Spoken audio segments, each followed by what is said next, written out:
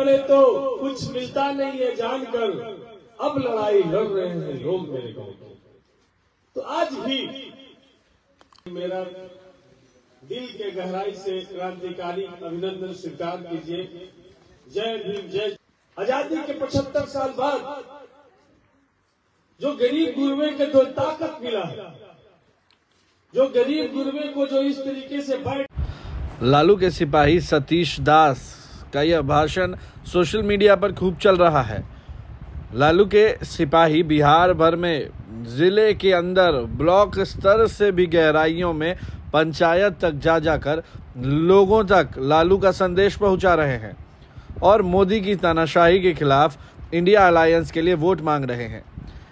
आगे सुनिए सतीश कुमार का वो भाषण जिसे लोग खूब पसंद कर रहे हैं। जनता दल और सामाजिक आंदोलन के बड़े लीडर यहाँ पर रमेश जी हैं, अनिल जी हैं, इधर राजेश जी हैं, हमारे बचपन से मित्र रहे, अभी इसी गांव के बगल में रहने वाले रंजीत भाई भी आए हुए थे। और आप सब लोग, खास करके बुजुर्ग लोग, नौजवान साथियों, प्यारे बच्चों, इस दिल मोहम्मदगंज में आकर के मेरा दिल के गहराई से क्रांतिकारी अभिनंदन स्वीकार कीजिए। जय भीम जय जय जय मंडल स्वीकार कीजिए। आप गांव वासियों के लिए बली सिक्चिमा की एक लाइन है, इस लाइन से हम अपनी बात की शुरुआत करना चाहते हैं। गिले मसाले निकल पड़े हैं लोग मेरे गांव के, अब अंधेरा जीत लेंगे लोग मेरे गांव के। बिन लड़े तो कुछ मिलता नहीं है जानकर, अब लड़ाई लड़ रहे हैं लोग मेरे गांव के। तो आज भी आजादी के 75 साल बाद जो गरीब गुरबे के जो ताकत मिला है, जो गरीब गुरबे को जो इस तरीके से बैठ करके अपनी बात रखने और अपनी बात सुनने की जो ताकत मिला है, ये ताकत भारतीय संविधान से। जब इस देश में भारतीय संविधान नहीं था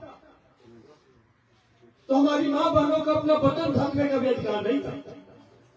किसी तालाब का पानी कुत्ता गधा सुअर पी सकता था, लेकिन हम आप जैसे इंसान उस तालाब का पानी पीते तो तालाब अशुद्ध हो जाता था और पीट पीट कर हत्या कर देता। भारत के शूद्रों को सड़क पे निकलना होता था तो गला में मटका, कमर में झाड़ू, ये बांध करके निकलना पड़ता था। साथियों, यकीन मानिए कि किसी कुत्ते को भी, किसी गधे को भी, किसी सुअर को भी कमर में झाड़ू नहीं बांधा गया होगा और गला में मटका नहीं लटकाया गया था। लेकिन यहाँ के मूल निवासियों को, यहाँ के बहुजन समाज के लोगों को ये यातनाएं झेलनी पड़ी।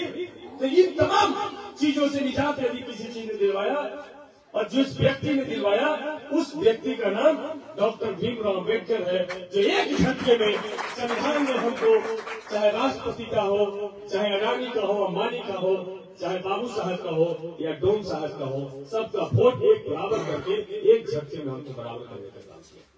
तो साथी, हम आपसे कहने आए हैं कि आज भारतीय जनता पार्टी पिछले 10 साल से सरकार में है। आप नौजवान साथी लोग हैं यहाँ पे, हम आप तमाम नौजवान साथियों से एक बात पूछना चाहते हैं। बहुत सारे लोग नौकरी की तैयारी करते हैं। क्या नरेंद्र मोदी जी 2 करोड़ प्रत्येक साल रोजगार नौकरी का वादा करके आए थे कि नहीं आए थे? क्या नरेंद्र मोदी जी के टाइम में भारत सरकार द्वारा किसी विभाग में एक मुश्त 10,000 से ज्यादा किसी पद की वैकेंसी निकाली गई? निकाली गई? बताइए, निकाली नहीं निकाली गई? तो रोजगार कैसे मिलेगा, नौकरी कैसे मिलेगा? जब अमित शाह जी जब उनके राष्ट्रीय अध्यक्ष हुआ करते थे, गृह मंत्री है, प्रेस मीडिया के साथियों ने कहा कि ये 2 करोड़ नौकरी का आपने वादा किया था, इस एजेंडे पे काम कर रहे हैं।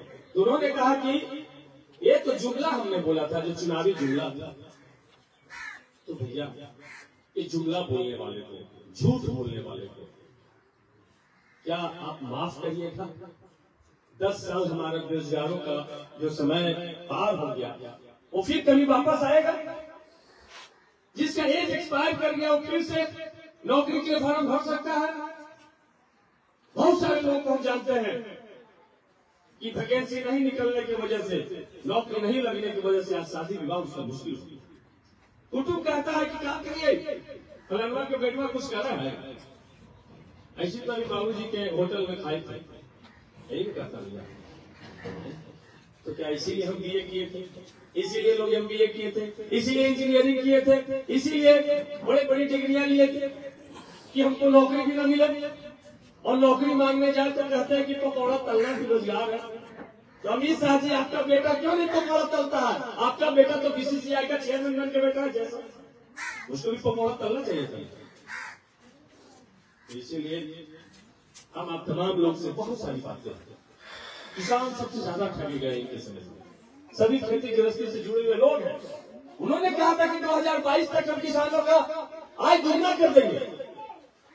हमको तो लगता है कि आय दुगना नहीं हुआ, खेती में लागत दुगना। अभी एक गांव में गए हुए थे गया जिला में, तो एगो भारतीय जनता पार्टी के समर्थक खड़ा होकर के बोला कि मोदी जी 6,000 रुपया साल में किसान के खाता में पैसा देते नहीं दिखाई देता है। हमको नहीं दिखाई देता है, लेकिन आपको ये नहीं दिखाई देता है कि जब मोदी जी प्रधानमंत्री नहीं थे तो 800 रुपये बीघा खेत जुताता था, अब 2,000 बीघा पर भी ट्रैक्टर वाला जैसे लत्या नहीं है। ये नहीं दिखाई पड़ता है कि मोदी जी जब प्रधानमंत्री नहीं थे तो 600 रुपया में DAP खाद का बोला जाता था, 1,600 रुपया में खोलने चलते हैं दुकानें, दुकान तो नहीं मिलता। ये दिखाई पड़ता है कि नहीं पड़ता? जो खेती गृहस्थी में जो काम करने आता था मजदूर, मोदी जी नहीं थे तो 200 रुपया में 150 रुपया में काम करता था। आज 400 रुपया भी दीजिएगा तो कहेगा कि अलगे से कुछ संजिया के बेमुद्दा है चल है कि नहीं भैया? तो इसलिए खेती का लागत आपने दुगना कर दिया। तमाम जो खेती का उपकरण हम लेते थे उसमें सब्सिडी मिलता था, उस सब्सिडी को खत्म कर दिया और कहते हैं कि 6,000 रुपया। फिर एक वक्त में कहा कि जानते हैं मोदी जी जो काम किए हैं वो कोई कर सकता है। हमने क्या काम किए हैं? तो मोदी जी किए हैं कि फ्री में सबके गैस सिलेंडर दिए। तो हम बोले कि भैया फ्री में गैस सिलेंडर दी अच्छी बात है, बाबू गिलास वाला तो हमने कहा कि फ्री में गैस सिलेंडर दिए हैं, तो फ्री में गैस सिलेंडर दिए हैं तो वहीं पर रखा हुआ था एक गिलास था। हमने कहा कि आपको हम फ्री में गिलास देते हैं, लीजिए आप फ्री में, लेकिन शर्त है कि जब पानी पीजिएगा 1 रुपया देने पड़ेगा। तो महीना में 100 बार पानी पीजिएगा तो 100 रुपया ले लिया भैया, और गिलासवा के दाम कितना होगा तो बड़ी 50 रुपया। तो वही काम मोदी जी किए कि फ्री में सिलेंडर दिए, तो उस समय सिलेंडर का दाम था 400 रुपया, और जब फ्री में सिलेंडर मेरे पास आ गया तो सिलेंडर का गैस भराने का दाम हो गया 1200 रुपया। तो 800 रुपया तो आपको ज्यादा लग रहा है। साल भर में आप 5 लोग सिलेंडर भराते हैं तो 8 × 40 4,000 रुपया ज्यादा लग रहा है। और 10 साल से नरेंद्र मोदी जी प्रधानमंत्री हैं तो 4,000 × 10 कर दीजिए तो 40,000 रुपया तो आप ही के खर्च में डकैती कर लिया नरेंद्र मोदी। इस समझ में आ रहा है? इसीलिए हमारे नेता तेजस्वी जी कहते हैं कि इन लोग आंख फोड़ देगा और चश्मा देगा, कहेंगे चश्मा पी लीजिए। ये हालात है। एक एक बात जब समझिएगा, महंगाई का तो बात ही छोड़ दीजिए। एक जगह बोछा में हम चुनाव प्रचार करने गए थे, मुजफ्फरपुर में बोछा पड़ता है, तो वहां पर एक साइकिल पे मछली भेज रहा था। कह रहा था 30 रुपये पौवा घर पहुंचूंगा, 30 रुपये पौवा घर पहुंचूंगा। तो हमको लगा भैया कौन मछली है 30 रुपये पौवा दे रहा है। उतर के गए तो देखे कि टेंगरा था, उछल रहा। तो हमने कहा भैया इतना बढ़िया मछली है, आप 30 रुपये पौवा दे रहे हैं, कोई नहीं ले रहा, कोई बात है का? तो उसने जो मछली वाला ने जवाब दिया मेरा दिल को छू गया। कहा कि भैया हमें मछलियां में 30 रुपये पौवा है, लेकिन जेकरा में इच्छा नहीं इससे कड़ुआ दे तो 60 रुपये पौवा है, गरीब गुरुआ लेते। बात गलत है कि सही है? ये महंगाई का आलम है। आज गरीब गुरबे अपने बाल बच्चा को पढ़ाना एक बहुत बड़ा संकट हो गया। यदि जिसका 4 गो बाल बच्चा होगा तो ये वो तो किताब कॉपी खरीदता होगा तो 3 गो मुफ्त ले लेता होगा, ये वो कपड़ा ले देता होगा तो 3 गो मुफ्त ला लेता होगा। ये स्थिति लोगों के सामने में आ गया है।